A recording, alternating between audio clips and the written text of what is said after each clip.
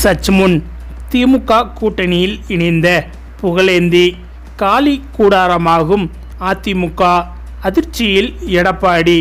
அதாவது சட்டமன்ற தேர்தல் நெருங்கும் சூழ்நிலையில் அடுத்தடுத்து மாற்று கட்சியை சேர்ந்த பல முக்கிய புள்ளிகள் தொடர்ந்து திமுகவில் இணைந்து வருவது எதிர்க்கட்சிகளுக்கு கடும் அதிர்ச்சியை ஏற்படுத்தி இருக்கிறது.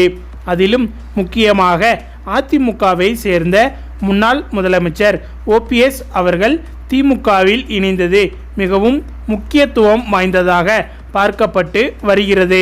மேலும் தமிழக அரசியலில் பெரும் பரபரப்பை ஏற்படுத்தி இருக்கும் ஒரு முக்கிய நிகழ்வாக முன்னாள் முதலமைச்சர் O பன்னீர்செல்வம் போடி நாயக்கனூர் தொகுதியில் திமுக சார்பில் போட்டியிடுவதற்கான விருப்ப மனுவை அவருடைய மகன் OP ரவீந்திரநாத் தாக்கல் செய்துள்ளார். அதே போல ரவீந்திரநாத் ஆண்டிப்பட்டி தொகுதியில் போட்டியிட மனு தாக்கல் செய்திருக்கிறார். ஒரே குடும்பத்தை சேர்ந்த இருவர் முக்கிய தொகுதிகளில் போட்டியிட விருப்பம் தெரிவித்திருப்பது கவனத்தை பெற்றுள்ளது. இந்த விருப்ப மனு அளிக்கும் நிகழ்வு திமுகவின் தேர்தல் வியூகங்கள் மற்றும் கூட்டணி குறித்த எதிர்பார்ப்புகளை அதிகரித்துள்ளது.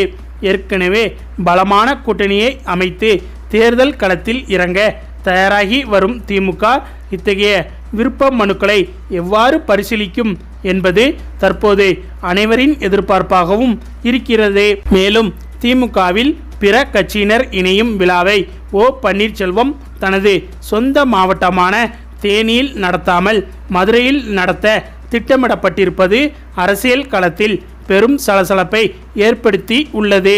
தேனியில் தன்னுடைய செல்வாக்கு சரிந்துள்ளதாலும் அவருடைய முக்கிய ஆதரவாளர்கள் பலரும் மீண்டும் அதிமுகவில் ஐக்கியமாகி வருவதாலும் அங்கு பெரிய அளவிலான கூட்டத்தை கூட்டுவது சாத்தியமில்லை என்பதை உணர்ந்தே OPS இந்த முடிவை எடுத்ததாக கூறப்படுகிறது.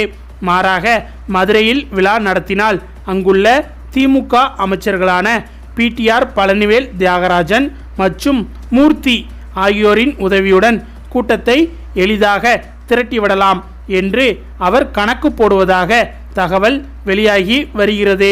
தன்னுடைய பலவீனத்தை மறைக்க திமுகவின் கட்டமைப்பை பயன்படுத்தி கூட்டத்தை கூட்டி தன்னுடைய செல்வாக்கை தக்க வைத்துக்கொள்ள OPS மேற்கொள்ளும் இந்த முயற்சி அந்த கட்சியினரிடையே அதிருப்தியை ஏற்படுத்தி உள்ளதோடு அவருடைய அரசியல் நகர்வுகளையும் விமர்சனத்துக்கு உள்ளாக்கி உள்ளது.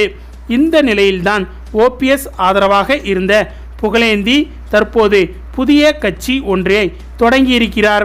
சசிகலா, பன்ருட்டி ராமச்சந்திரன் ஆகியோர் புதிய கட்சி தொடங்கிய நிலையில் புகழேந்தியும் புரட்சி அதிமுக என்ற புதிய கட்சியை தொடங்கியிருக்கிறார்.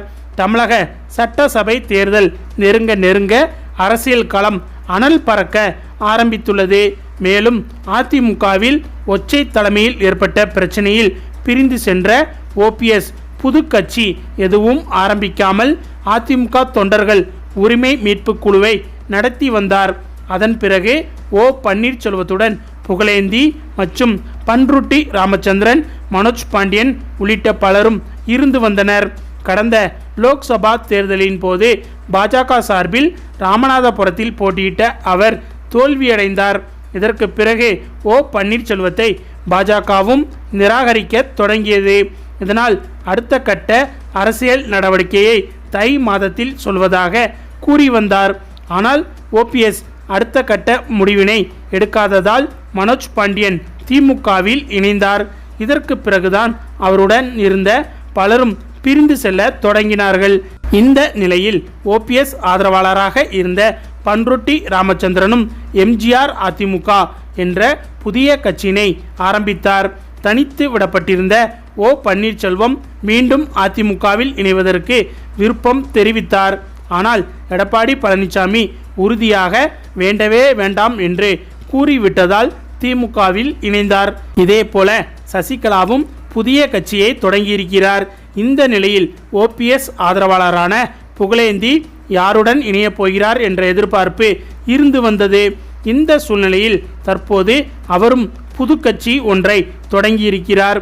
புரட்சி அதிமுக என்ற பெயரில் அவர் கட்சியை தொடங்கியிருக்கிறார். புரட்சி என்பது எம்ஜிஆர் மற்றும் ஜெயலலிதாவை குறிக்கும் என்றும் அவர் கூறினார். மேலும் அவர் கூறும்போது விரைவில் தன்னுடைய தேர்தல் நிலைப்பாட்டினை தெரிவிப்பேன் என்றும் கூறியிருக்கிறார். ஓ பன்னீர்செல்வம் திமுகவில் இணைந்த நிலையில் புகழேந்தி அதிமுகவில் இணைவார் என தொண்டர்கள் எதிர்பார்த்து வந்தார்கள். ஆனால் தற்போது அவர் புதிய கட்சியை தொடங்கியிருப்பது அதிமுகவினருக்கு சற்று அதிர்ச்சியை ஏற்படுத்தியுள்ளது.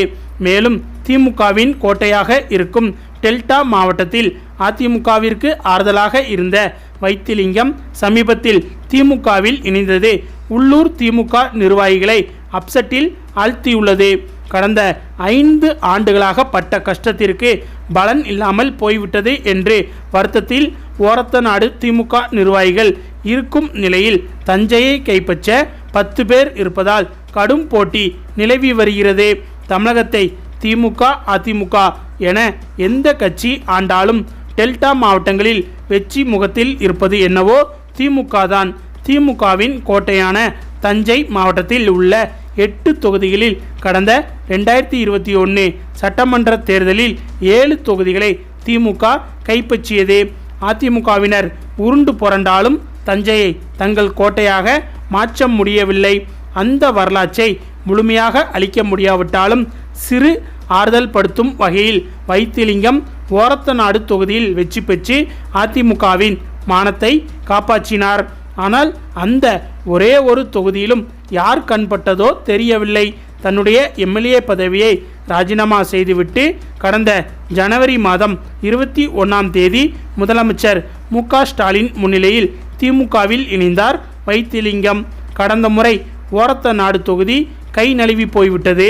இந்த முறை விட்டதை பிடிக்க வேண்டும் என்ற முனைப்பில் திமுகவை சேர்ந்த துணை மேயர் அஞ்சுகம் பூபதி, எல்ஜி அண்ணா, மகேஷ் கிருஷ்ணசாமி ஆகியோர் கடந்த 5 ஆண்டுகளாக இரவு பகல் பாராமல் வேலை செய்து வந்திருக்கிறார்கள்.